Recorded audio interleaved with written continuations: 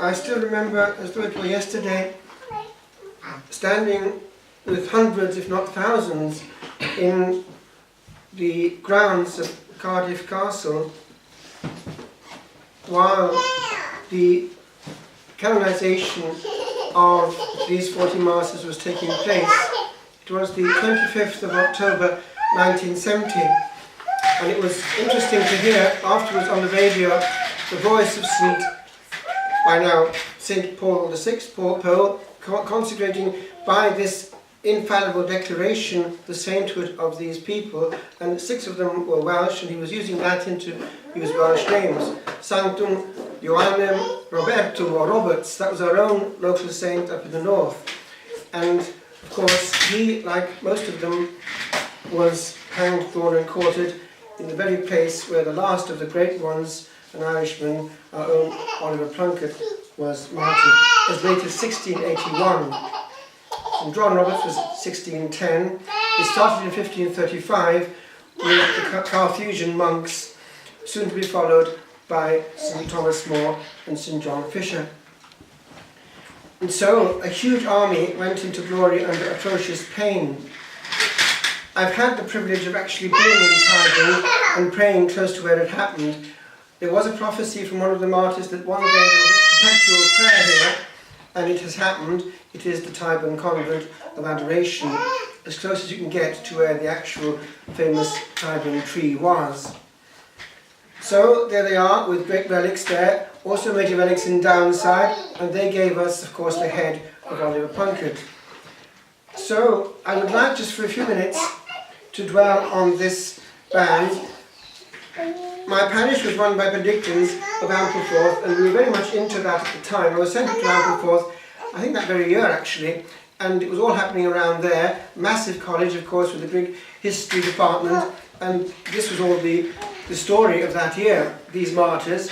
In fact, a local friend of ours from Cardiff gave Paul VI the volume of the work that she had done of research upon them. They're all there, those 40 martyrs. St. John Roberts is brilliant. You can just about see his head, he's there. And actually, not far from my school was the place. It's Gallows Hill. And it's a place whereby, when I was in school, there was a bank, National Provincial Bank, but it was the very corner where the Cardiff executions took place. They were hanged, drawn and quartered there, and 2 men from Cardiff were.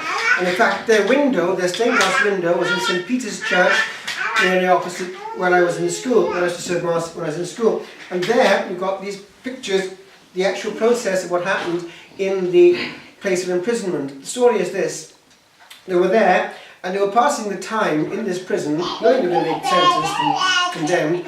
They were doing anything they could, as well as praying. They were happy to be on the road to martyrdom. So they invented this very simple thing of tennis, sort of table tennis, in the actual prison cell. They were at it there, and eventually there was a rap on the door. It opened, and the official person came in and said, "It is the call."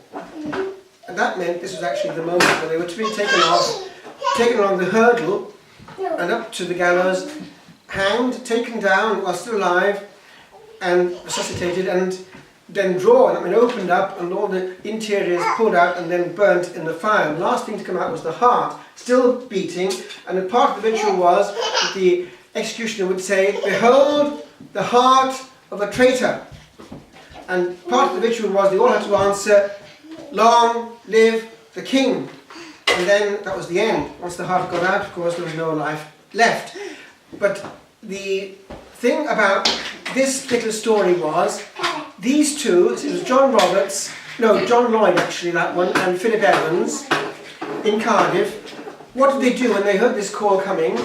They actually said calmly, "Could you allow us to finish off this round, please?" And they did, indicating actually, according to correct Jesuit logic, if you're in the will of God and you're told you're going to be dying in a few minutes, you carry on what you're doing, because that's what you're supposed to be doing at that point. So that was interesting. They did that, and they died quite calmly, as though nothing was happening. Of course, atrocious pain, but there they got there safely. Now, I just want to dwell on the fact that before a lot of them got to that point, it was actually worse, because they went to the Tower of London, a lot of them, and that was awful. The tortures were something else, and we know what they were. I just want to dwell for a few minutes on what happened to one of the most noteworthy of them, Edmund Campion. And it was a tragedy because he was a brilliant mind. And even the continent of Europe itself was sad about it because it lost a brilliant mind in this nonsense. So I just want to bear testimony here to one typical example of somebody who was really a hero of the faith and humanity itself. So if you can bear with me, the competition there, we'll listen to a few words from ancient history. Notice how they were betrayed by their own sort of. There was people there, often they got them by people coming secretly to celebrate with them in a secret chapel and then betraying them after receiving Holy Communion from them. Anyway, listen to this. 5 days later, the Earl of Leicester, his former patron, authorised Campion's torture. From July through November, he was put to the rack 3 times. The rack was a rectangular frame in which the prisoner was laid. His wrists and ankles were fastened at either end, and then he was stretched by means of a winch, so that his body was sometimes suspended in the air. The effect was to pull his arms and legs out of joint, tear the wrists and ankles, and make respiration difficult. The pain was excruciating. Strong men fainted at the sight of the machine. Campion confided to someone that during his 3rd bout on the rack, he thought they had decided to execute him by means of it. Their purpose was to get from him sensational tales of Spanish gold, to foment rebellion and audacious plots to murder the Queen. Nothing of the sort was forthcoming, of course. And although they managed to piece together some bits of his itinerary of the past year, it was clear he never broke down, never blurted out what they wanted to hear, never lost his old inflexible constancy. Besides the tortures, he was subjected to 4 conferences. These were debates ordered by the Privy Council. That's one of the brains of Europe now, Edmund Campion. Ed Campion Hall is named after Oxford now, where they studied the Jesuits in Oxford. So, whose apparent purpose was to refute the brag and the 10 reasons. On the one side, in their box, would be an array of divines and officials, including the rack master, who, with books and papers spread before them. And on the other side, Campion, seated on a low stool, flanked by soldiers, haggard, filthy, crippled from his tortures, befuddled, his memory destroyed, and his force of mind almost extinguished, as one witness reported. Still, their triumphs over him were trifles, like catching him out in the wrong tense of a Greek verb. The later debates became just silly. For example, Campion was allowed to submit statements only in written form, yet he was refused the use of paper and ink. While he was able to deny success to his adversaries, he was too broken a man to turn the debates into triumphs for himself and the faith.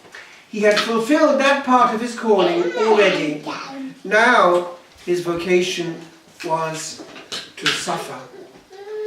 So just let's never forget that what we're doing now easily, our fathers had to suffer for. It was done in secret, and sometimes we know that they managed to celebrate in the Tower of London itself. I know of one case, a Jesuit, Père Gerard, he managed to get hold of all he needed to celebrate with mangled limbs the Holy Mass, very close to the very place where he was tortured for doing so.